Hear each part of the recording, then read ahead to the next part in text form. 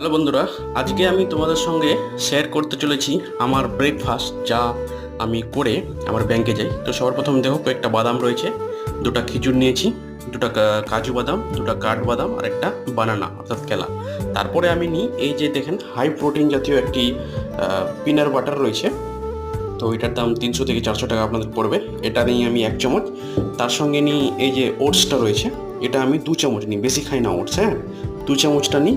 আর এই দেখো half glass দুধ রয়েছে, এই দুধটা দিয়ে একটা আমি জুস বানাই, আর সেই জুসটাই খেয়ে চামচ মধু দিই, কারণ আমাকে একটু মিষ্টি লাগে, তো মানে মিষ্টি আমি খাই, ওই জন্য এটা একটু দিই যেন টেস্টটা পাই।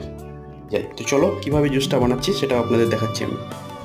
আর প্রথম ওটসটা নিয়ে নেবো 1 চামচ, তারপরে দিলাম খেজুর, তারপরে একটা ওটা মিক্স করে নিলাম, আবার দিলাম পানির বাটার, দুধ, এগুলো সমস্ত কিছু দিয়ে নিয়ে ফাইনালি 2 মিনিট দিয়ে আমার সেই জুসটা রেডি হয়ে গেলো। তো এরকম আমি খেয়ে নিলাম, খুব সুন্দর খেতে টেস্ট, আপনারাও ট্রাই করতে পারেন।